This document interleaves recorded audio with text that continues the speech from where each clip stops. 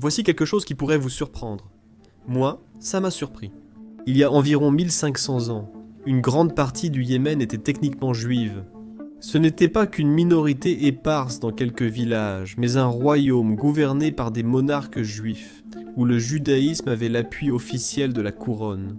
Pendant un bref moment de l'histoire, le Yémen pouvait être considéré comme une terre à majorité juive. On pourrait même soutenir qu'il aurait pu être choisi comme lieu pour un nouvel État juif après la fin de la Seconde Guerre mondiale. Mais si l'on avance jusqu'à aujourd'hui, cette même terre ne compte plus qu'une poignée de juifs. Certains disent 5, d'autres affirment qu'il n'en reste qu'un seul. Comment une histoire peut-elle basculer aussi radicalement, passant de roi et de royaume à une quasi-extinction? C'est ce que nous allons découvrir dans cette vidéo.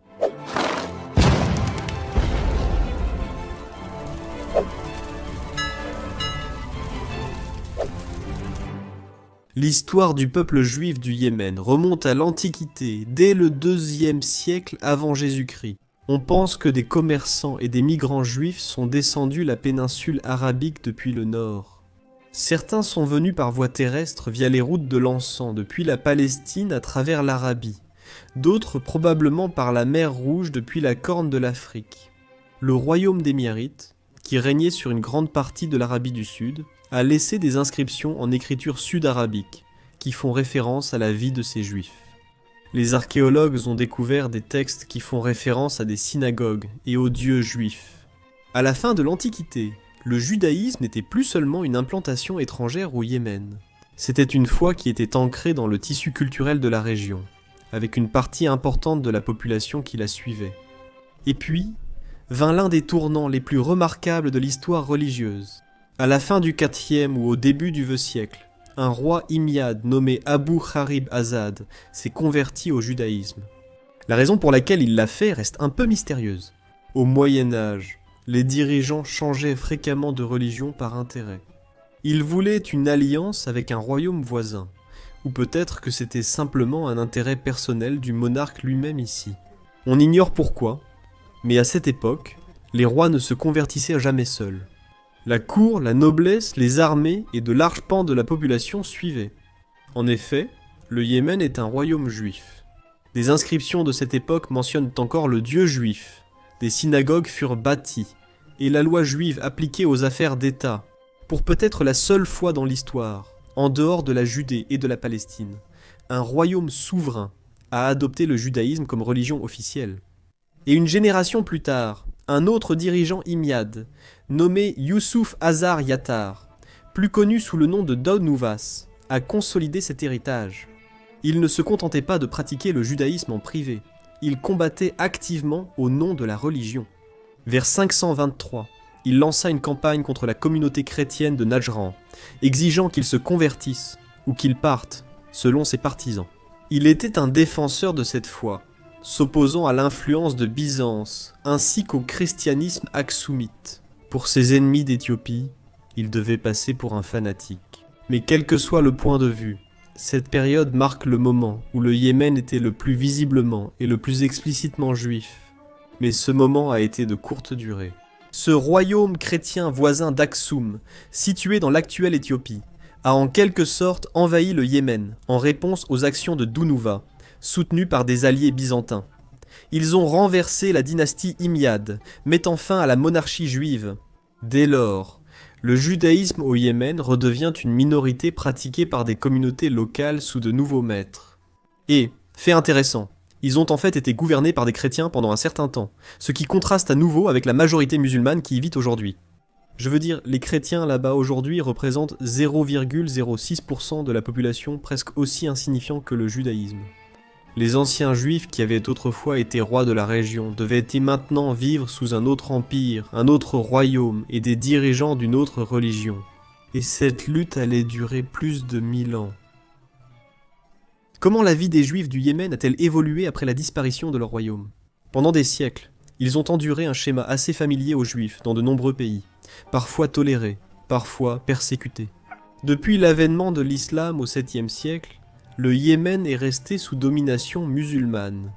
Les Juifs sont devenus connus sous le nom de dhimmis, les gens du livre, qui bénéficiaient d'un certain degré de protection, mais seulement en échange de l'acceptation d'un statut de citoyen de seconde classe. Ils payaient la taxe de jizya imposée aux non-musulmans. L'Empire ottoman agissait ainsi fréquemment dans les Balkans. C'était une façon d'encourager la conversion, ou dans le pire des cas, de gagner plus d'argent. Au Yémen, ceux qui ne se convertissaient pas étaient exclus de certaines professions et limités dans leurs vêtements, logements et statut social. Ces lois n'étaient pas propres au Yémen, mais dans le contexte chiite zaïdite du Nord, une branche spécifique de l'islam, elles étaient appliquées avec une sévérité particulière. Parfois, cette persécution dépassait la taxation ou l'humiliation sociale. L'un des épisodes les plus sombres fut l'exil de Maouza en 1679, lorsque l'imam al-Mahdi Ahmad ordonna l'expulsion de presque tous les juifs de leur foyer, vers la région désolée de Maouza, sur la côte de la mer Rouge. L'exil fut catastrophique.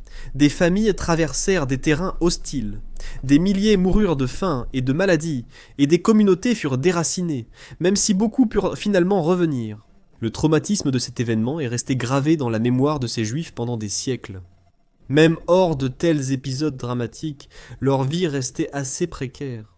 Le décret des orphelins, par exemple, imposait que les enfants juifs dont le père mourait soient enlevés et élevés comme musulmans.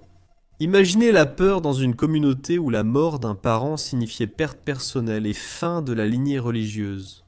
Il n'est pas étonnant que ces juifs yéménites aient développé un lien très fort avec leurs traditions religieuses, car elles étaient en quelque sorte des points d'ancrage pour eux, dans cet environnement vraiment hostile. Pourtant, malgré ces difficultés, la communauté juive du Yémen non seulement a survécu, mais a même prospéré à sa manière. Ils sont devenus artisans, notamment orfèvres, bijoutiers et menuisiers. Ils ont développé une tradition religieuse distincte, préservant d'anciennes prononciations de l'hébreu et la récitation de la Torah, avec le Targum, traduction araméenne après chaque verset. Se différenciant également des Juifs d'ailleurs, isolés du monde extérieur, ils ont en quelque sorte développé leur propre identité liturgique et religieuse. Au XIXe et début XXe siècle, la population juive du Yémen comptait encore des dizaines de milliers de personnes, formant une minorité dynamique mais vulnérable. Pendant des siècles, les Juifs ici ont vécu dans une grande précarité. Avec l'ère moderne, de nouveaux vents ont soufflé, les emportant définitivement hors du Yémen. L'ouverture du canal de Suez en 1869 et l'essor des routes commerciales mondiales ont rapproché le Yémen du monde. En même temps, les Juifs du monde entier, y compris du Yémen, rêvaient de retourner en Palestine. À partir de 1881, de petites vagues d'immigration ont commencé. Des familles ont traversé les déserts, ou ont embarqué depuis Aden en direction de la Palestine, d'abord sous contrôle ottoman, puis britannique. Le voyage fut difficile, mais pour beaucoup, ils réalisaient de vieux espoirs. Puis arriva le XXe siècle. En 1947, au milieu des bouleversements, entourant la fin du mandat britannique et la création d'un État israélien en Palestine. Des émeutes anti-juives ont éclaté à Aden et dans tout le Yémen. Des maisons et des magasins ont été détruits, des dizaines de personnes ont été tuées, et le sentiment de sécurité, aussi faible qu'il ait pu exister auparavant, s'est effondré. Après la déclaration d'indépendance d'Israël en 1948, la pression a augmenté.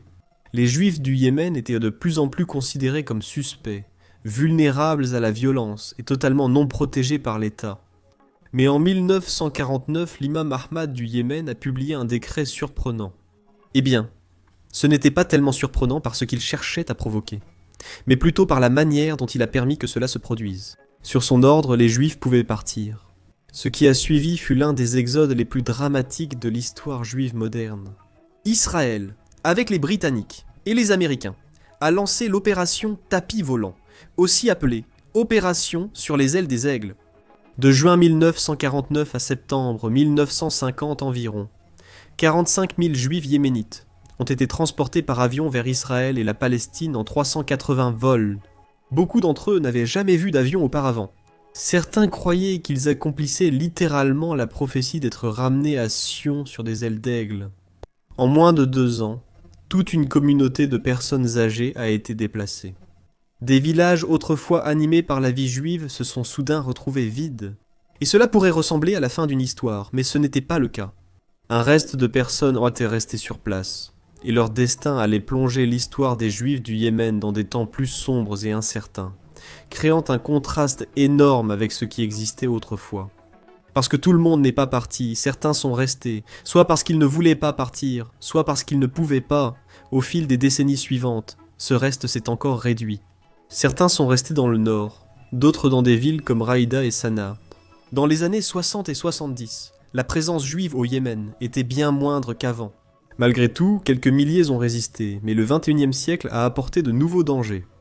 En 2008, un homme juif nommé Moshe Yaish al-Nahari a été attaqué en plein jour après avoir refusé les demandes de conversion à l'islam.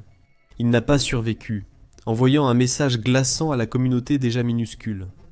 La guerre civile de 2015 au Yémen a aggravé la situation. La montée en puissance des Houthis a mis les Juifs en danger encore plus grand, surtout en raison des hostilités qui existent entre eux et le gouvernement d'Israël. En 2016, 19 Juifs, dont la famille d'un chef de communauté, ont été secrètement évacués vers Israël et la Palestine lors d'une mission clandestine. Un homme, cependant, est devenu le symbole du sort des derniers Juifs au Yémen. Certains affirment qu'il est le seul restant. Il s'agit de Levi Salim, Moussa Marhabi, né fin des années 1980. Arrêté par les autorités houthis en 2016, il était accusé d'avoir aidé à faire sortir clandestinement un ancien rouleau de la Torah. Malgré les ordres de sa libération, il est resté en prison pendant des années. Des rapports le décrivent comme étant soumis à l'isolement cellulaire et à une santé en nette dégradation. Il est devenu le symbole d'une communauté qui a été réduite à ses dernières menaces fragiles aujourd'hui. Les sources ne s'accordent pas exactement sur le nombre de juifs restants au Yémen, mais il semblerait qu'il en reste entre 1 et 5, ce qui, comme vous pouvez l'imaginer, est vraiment, vraiment peu comparé à ce que c'était autrefois. Alors que le dernier chapitre au Yémen se ferme, l'histoire des juifs yéménites se poursuit ailleurs.